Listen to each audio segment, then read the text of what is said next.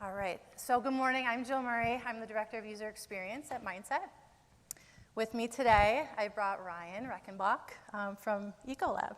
He's the Director of Finance. Yep. Anything else you wanted to share this morning? Yeah, first off, sounds like the mic's working. I'm a Director of Finance at Ecolab, but I've also, that doesn't really translate directly into a lot of the topics of conversations, but about, 3 years ago, I was our commercial finance leader as we moved from mainframe, which it's embarrassing to know how old that is, into SAP. So I led the commercial work streams, which was really for us pricing, rebating, contract agreement lifecycle management, as well as our field compensation team. And so had some experience with Mindset then, and we've continued to partner throughout. So, as a business person, a champion for, moving forward with some of this user design. Yeah, thank you. So our session today, Sam did a really great job of kind of a nice segue for us. We're really going to dive into the how and have Ryan do a little bit of storytelling here for us with his experiences last fall working through design thinking. So it's really set up to be kind of a fireside chat. So we want to make sure if you have questions, you want us to stop and have a conversation, let's do that. Again, within a little bit of a tighter window, but we'll make it through. Sound good? Okay.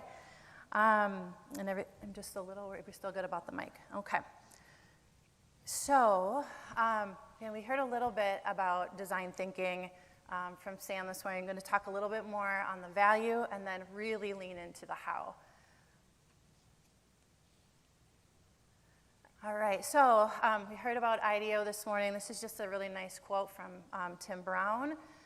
Design thinking is a human-centered approach to innovation that integrates the needs of people, the possibilities of technology, and the requirements for business success. So we really lean into this, and this is a really nice visual that we really stand behind and try to emphasize this three-legged stool of human-centered design, the desirability, really what makes sense to people and for the people, right? We heard that a lot this morning, really emphasizing the importance of bringing that end user in and understanding where they're at, right? And then viability, what is likely to become part of the sustainable business model, so that business side. And then the feasibility, the tech piece, what is technically possible within the foreseeable future. So everything we're doing at Mindset, we make sure that our team is represented in this way. So we always have that business represented, we have that tech represented, and then also the UX side, the end user side. So the value of design thinking, a little bit here. So we heard a little bit about this from Sam this morning too. Reduce costs, including opportunity costs of pursuing the wrong solution. So you see there, in 80%, there was a Pendo study where 80% of the software features really or never get used. And so that's really, right, can increase those costs. De-risk investment. So testing this hypotheses iteratively allows us to pivot from that bad spending. So we're able to really, iterate and understand and learn quickly, right? I think I heard, test and learn early this morning as well. Increase speed, so accelerate time to value. So with design thinking, you can really deliver quicker and cheaper compared to maybe some more of traditional design methods where it would be a little bit longer and lengthier and potentially not even looking at the right solution. So just designing better solutions. We're increasing the odds of delighting the customer, and that's internal and external. And then energizing employees. I think we're going to talk a little bit later too about this is sometimes the first time that your teams have been in the same conversations, in the same rooms, and they feel empowered to work together to solve those problems.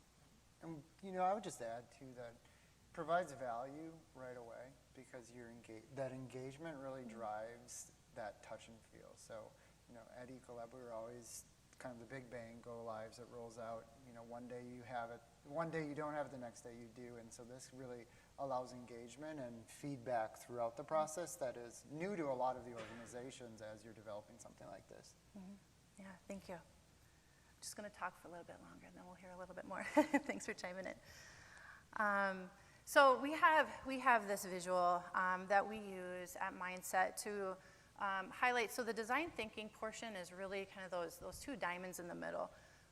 earlier we heard from Sam, right, that problem finding versus problem solving. And so early, we focus on kind of the scoping, understanding those problems, and what is that opportunity. And then we're going into discovery, all sorts of good activities here we're going to highlight. I'm going to kind of cruise through this slide a little bit.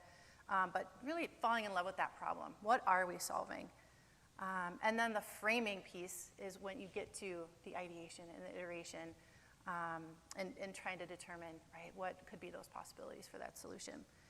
I included the delivery piece on this. This isn't really a piece of that design thinking, but it really pulls in because we are heavily involved we want to keep UX and that end user, that voice of the customer in mind through that agile development, through testing, right? We want to keep that momentum. So always include that in our visuals as well.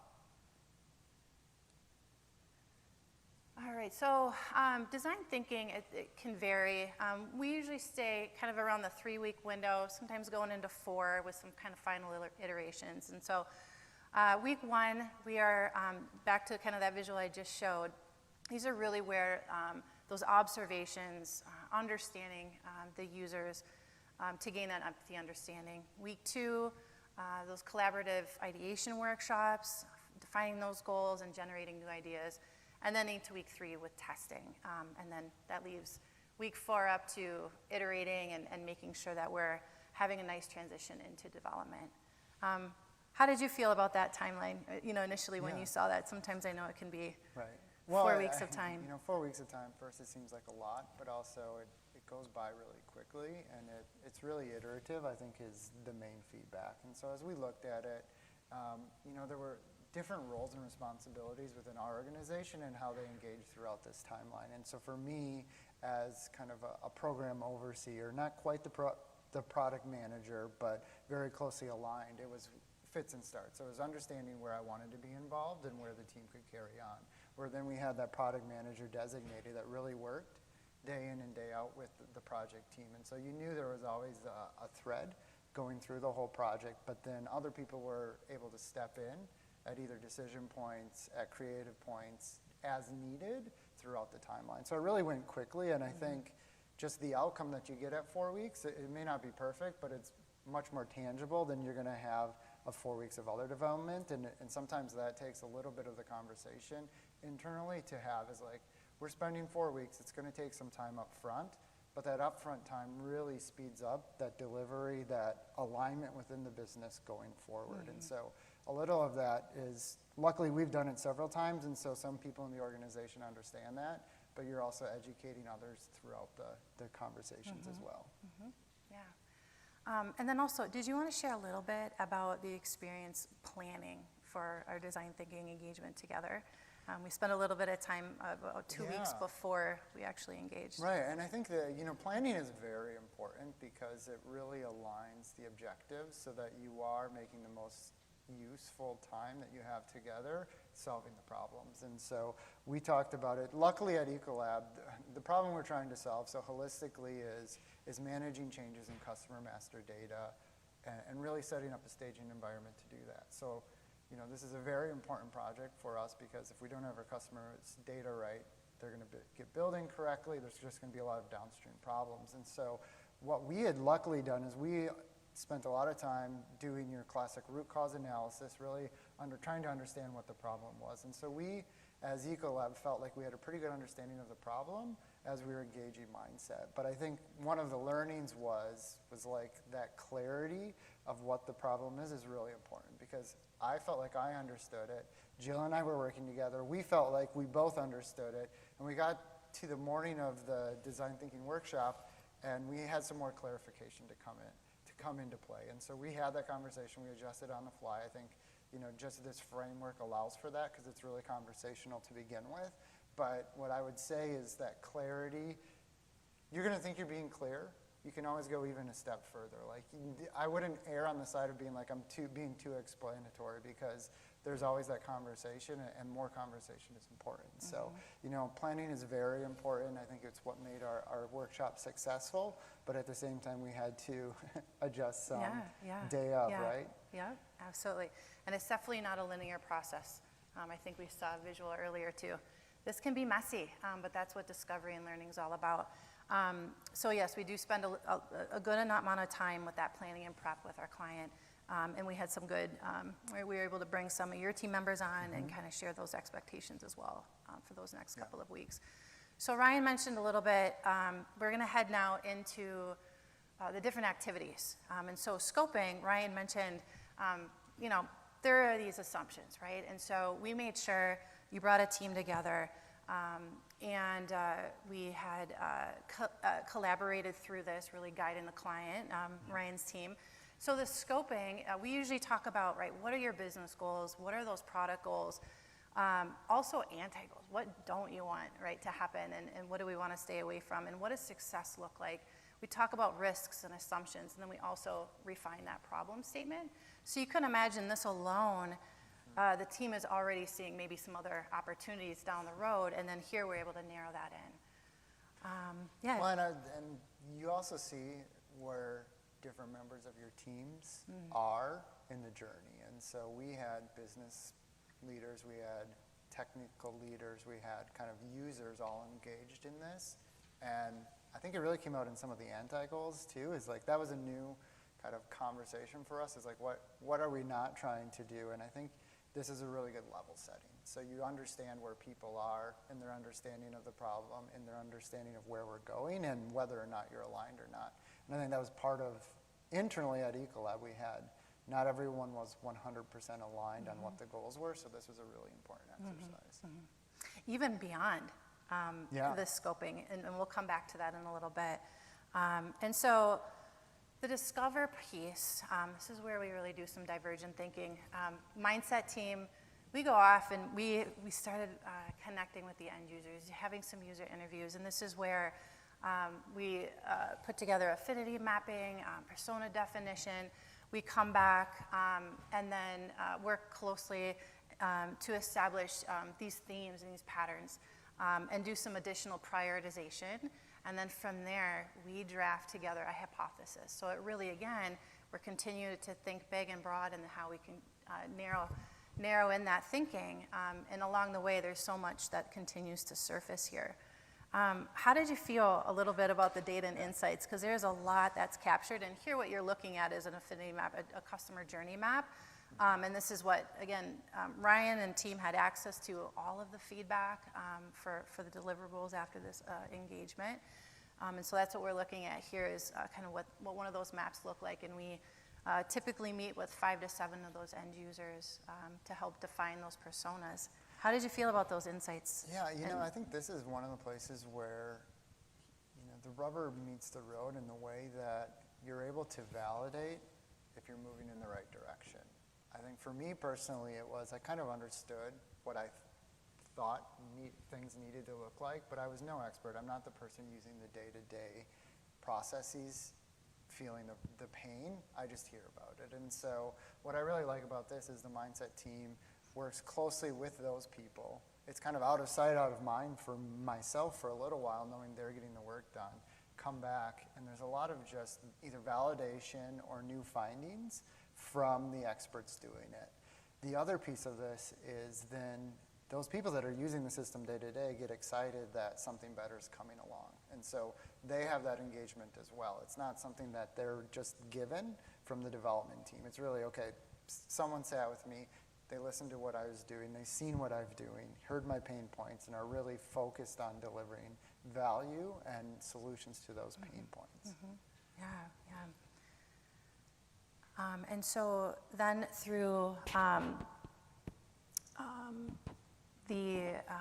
after discovery then, so then we talk a little bit, and this is where we ended up getting on site for our framing, which is the design studio. So this is our design workshop, and we invited Ecolab, Ryan and his team to come on site, and we really rolled up our sleeves. So after creating that hypothesis, really having a good understanding of what we were focused on, then we started to ideate. And so here we do, right, we came together, this is where we came back to, and we saw maybe there was still some folks on opposite ends of the room, and so we had to really talk through again and kind of validate the direction we were going, which was great because, again, you had your IT folks and you had your business folks in the room. And then we were able to do a little bit of user flows and understand that end user, and we went into then ideating, and we got some sketches going, and then we got to do some voting and really have those good conversations of what could solutions look like here. Did you want to share a little bit about that experience? Yeah, I do. But maybe first, just in that, how many of you have done something like this ideation session before?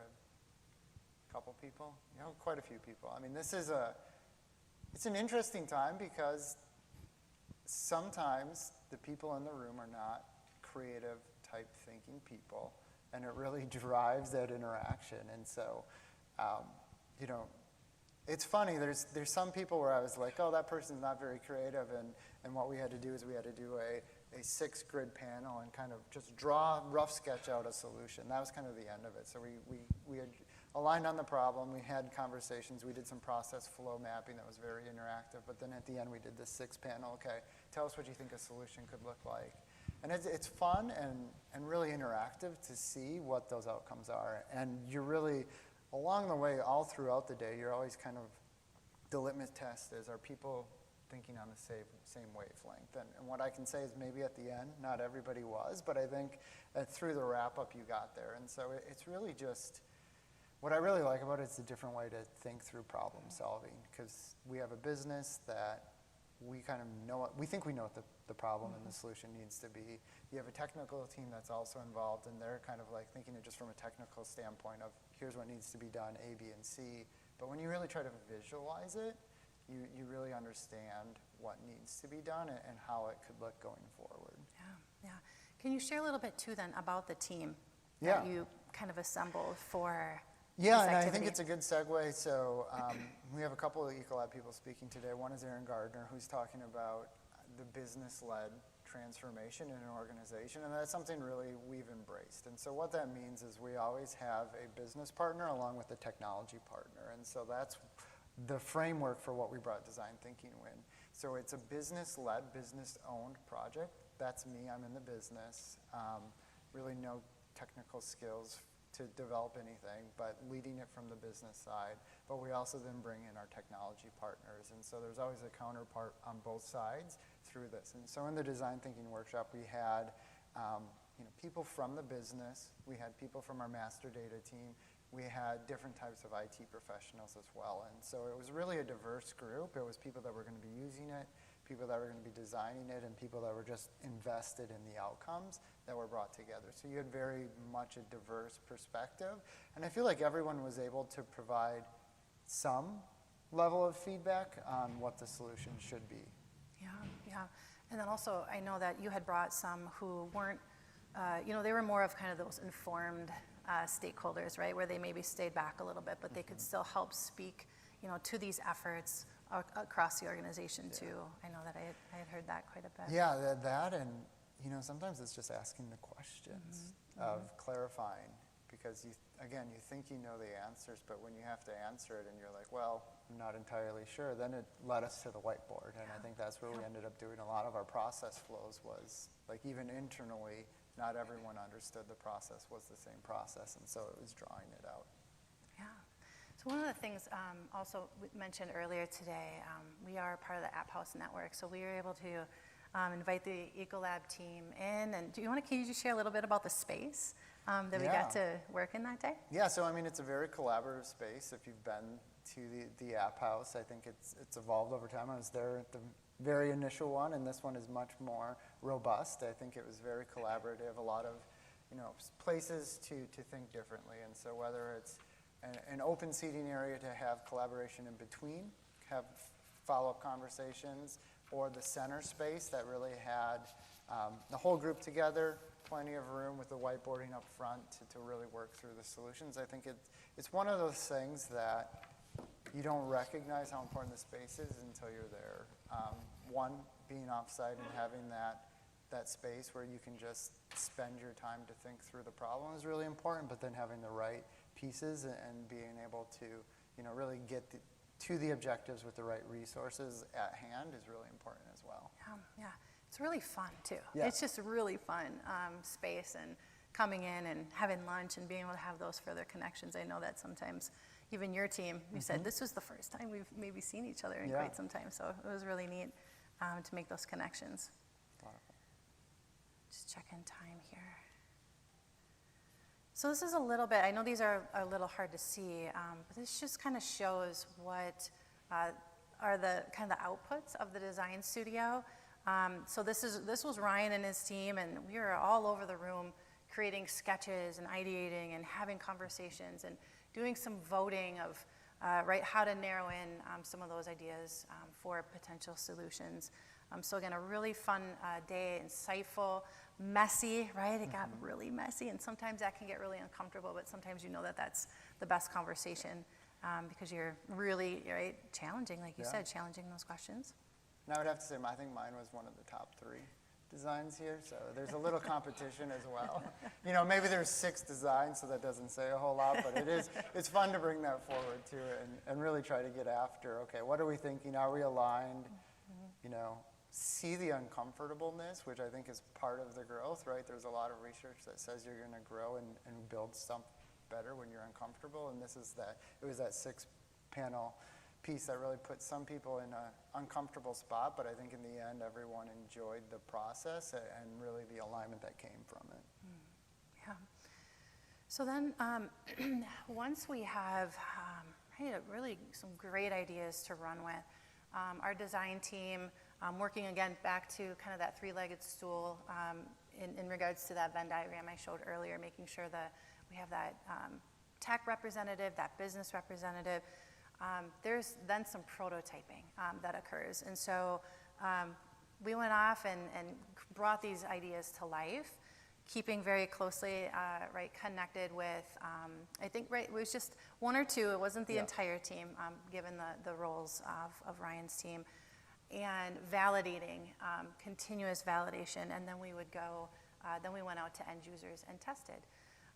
And so did you want to share anything about that insight there? Yeah, you know, I think it's, as we think through the prototyping, it's one of those things that I think was a eureka moment for me, and I don't use that word lightly, but I think, so we've partnered with Mindset a couple of these things, and this prototyping is something that I'd never experienced before, and is something that was sorely needed within our organization. And so just having that ability to quickly adjust, I think for a lot of people and a lot of you, I mean, this sounds probably naive, but it's like, you know, Sam, you said there was, you know, what's new for the organization is it doesn't mean it's what's new in the market, and that's what I'd say this prototyping idea was for us. And so just bringing the ability to have the user click around and provide real-time feedback, and most importantly, see that feedback integrated 24, 48 hours later was really powerful, because I think it really created that continuous buy-in. So it was, you know, I'm seeing my feedback directly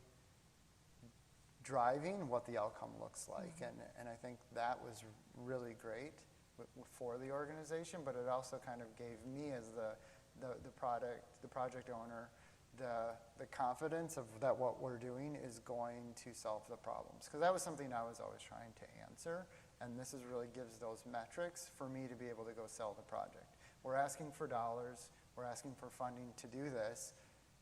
The executive team needs to know that it's going to solve the problem you're trying to solve, and this gives visuals that you can use and have them. I think, you know, in other times we've said, put an executive up here and ask them to do it. If they can do it, we should be good to go. But it shows them, here's a working prototype, but also here's some metrics that align to the belief that we'll solve the problem. Yeah, and for these prototypes too, it was fully functional. We were able to watch end users click through and interact with it, which is, you know, really powerful. You can imagine, gives you some comfort knowing we're heading in the right direction, or sometimes we're not. And that's where that iterative process really comes into play, and we can pivot and continue to learn, and how can we, get back on track. Well, and I think that is, for me, it was the biggest buy-in. So we had one of the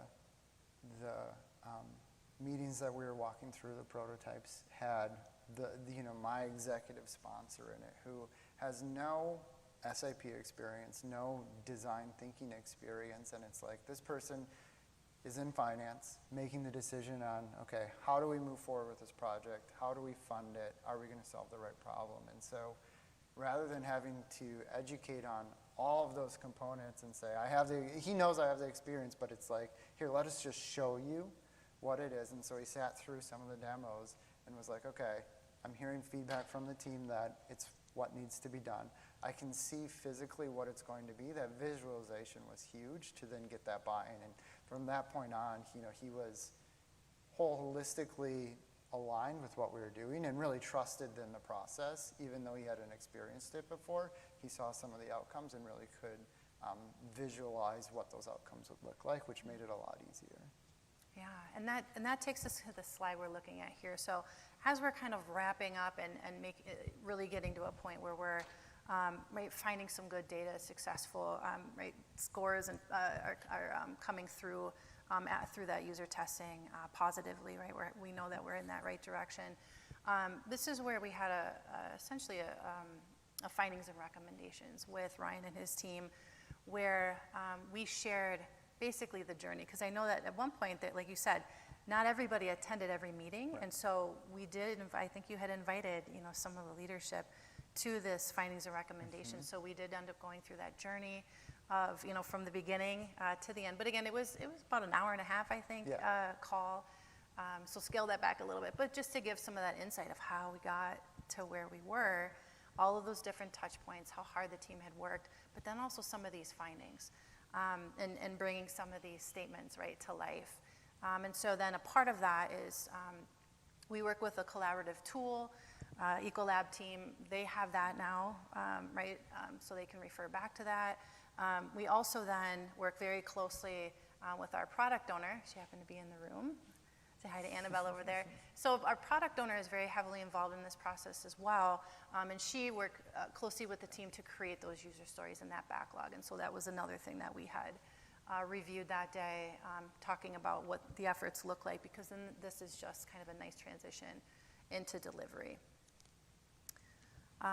Just a couple of quotes here we've collected in the past couple of years for design thinking, right? So just some really good positive, again, it can be intimidating, it can be uncomfortable, but once you go through, and can see that value brought. Was there anything, kind of culminating in regards to the experience?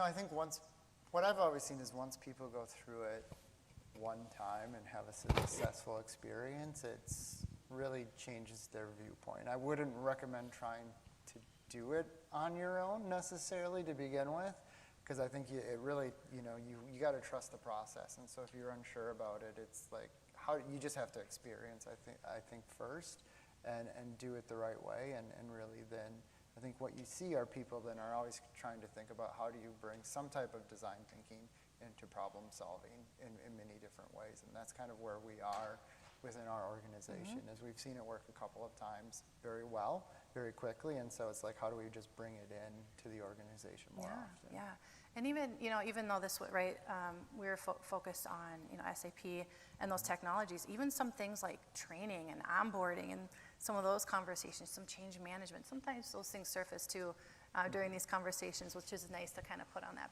parking lot, that backlog for future conversations, but it helps, bring that visibility for the team. It does. So I talked a little bit about the delivery piece, how, again, that nice transition with that balanced team, that cross-functional team.